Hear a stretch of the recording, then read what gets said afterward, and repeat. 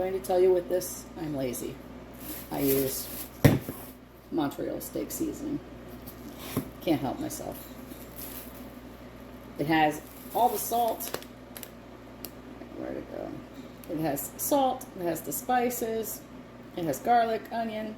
It does have sunflower oil, which I'm not real happy about, but it's not so much. And natural flavor, which we all know is never good for you. And extractives of paprika. That's the ingredients. And this is pretty much everything I would be putting in except for, the natural flavor and the sunflower oil. So, the salt is the preservative. And of course, I measure this with love. If my heart tells me to stop, I stop. You can add more, you can add less. I like a nice chunk. I like each piece to have a little bit of seasoning on it. And then soy sauce.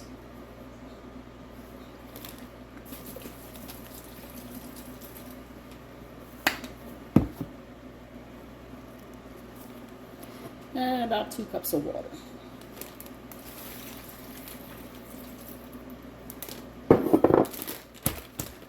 Now you can put this in a bowl with a lid. You can do many different things. I am, as I said, a fan of Ziploc. I mean, and this is like the cheap Walmart brand Ziploc. It's not even the expensive stuff. Take as much air out as you can and seal it. And then shake it around. Make sure you get the seasoning everywhere. And when it's all said and done, it's going to look like this. And then what I do,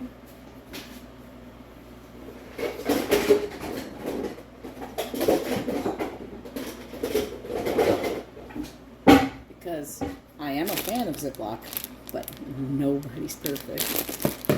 I put it in a container and then put it in the refrigerator for at least 24 hours.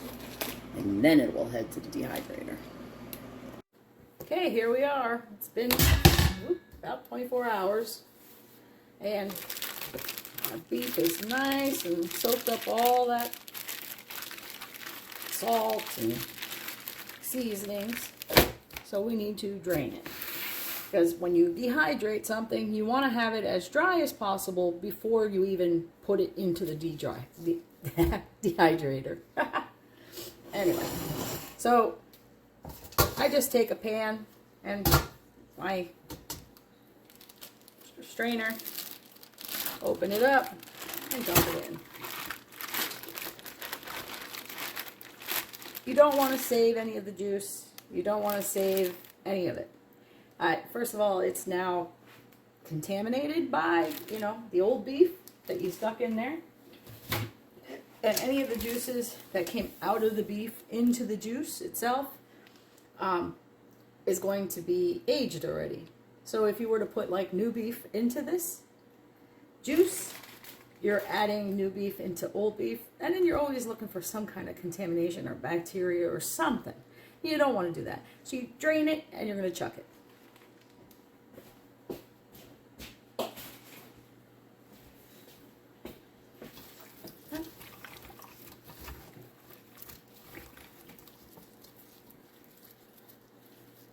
You'll notice your beef actually feels thicker than it was when you sliced it and put it in. And that is because it absorbed the moisture. It absorbed, the soy sauce, it absorbed some of the water that you put in, the seasoning. The salt makes it do that. But you just want to let it drain, and then we'll start laying it out on our dehydrator. Okay. I gave it a little bit of time, kind of let it drip off a little bit. And now we're going to start filling our racks. You want to give them space on your racks.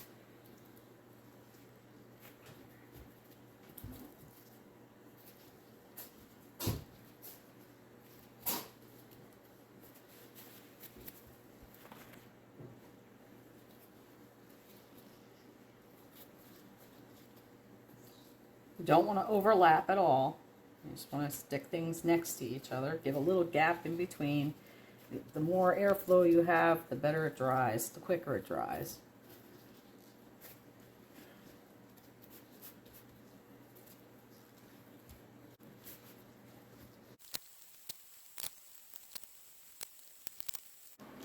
This is what's left in the strainer, the juice in the bottom. As I said, that will just get dumped away. I will not save that to use it again. You never want to save it and use it again.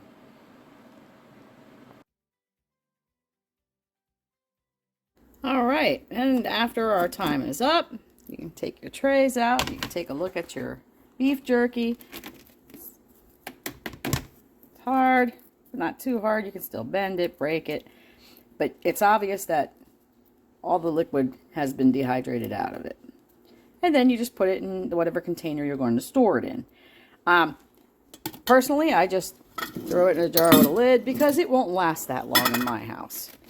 The guys will just eat this up in no time. You could put it in a canning jar. Okay. So anyway, as I was saying, you can put it in a jar and put it somewhere where people can pick at it. Or you can put it in like a ball jar, and you can use your food saver or whatever type device that you have, you know, that sucks air, you know, sucks the air out of the jars, and you could put it on the shelf and it will stay shelf stable for quite some time. Or you can put it in the bags that, you know, the food savers come with. But I have not found a way yet that I can do it without a corner or some sharp piece of the thing breaking a hole in it. Now, I know some people use the Mylar bags, and I have not yet done that. But maybe it's worth trying.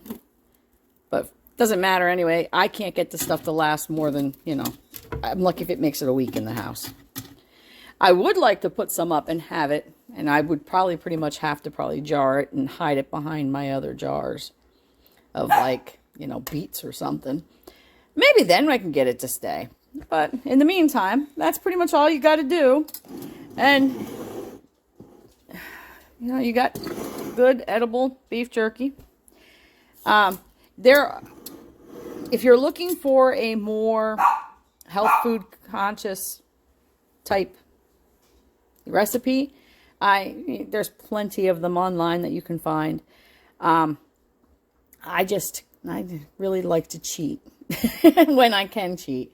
I like to be very conscious of what we eat, but I mean, these are the seasonings I would have used on a steak or I would have used on something else anyway. So it just saves me time. All right, well, my okey doke has given me the signal that it is nap time. And so I think I'm going to finish up here and go take that nap. You guys have a blessed day, and may you be blessed with abundance. If you decide to jar it, I'll load this jar up real quick.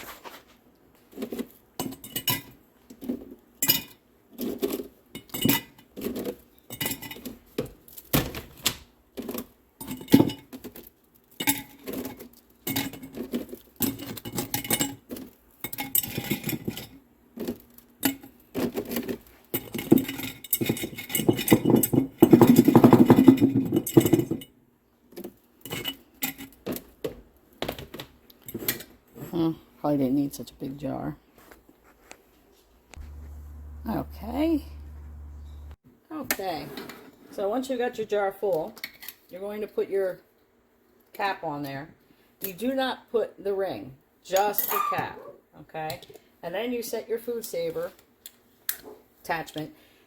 Your food saver comes connected like this, and it's usually in there somewhere. You pull that out and take that off. It's really simple. These you can get, I don't really use the small ones, but you can get the set of them for the wide mouth and the regular mouth jars online, and I will put that link for you if you'd like. It is an affiliate link. I do get paid if you decide to buy, you click on it and you buy something. That helps my site, and I appreciate any help I can get. I thank you. But you put the right over it, put your little food saver thing in the top there, and then you're gonna hit accessory. And then you're gonna see the lights go across here, and that shows you your process. Progress, not process.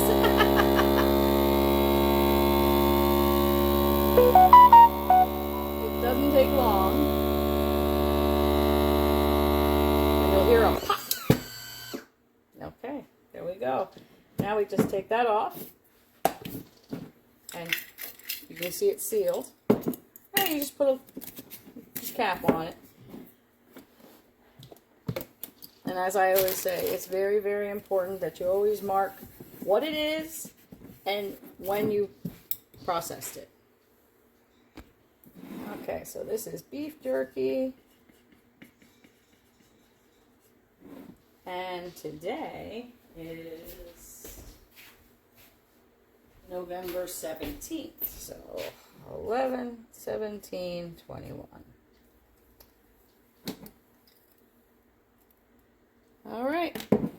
Now that can go on the shelf behind something so that everybody don't get it. And I can go give Okie Dokie his nap like he's been asking. You guys have a blessed day.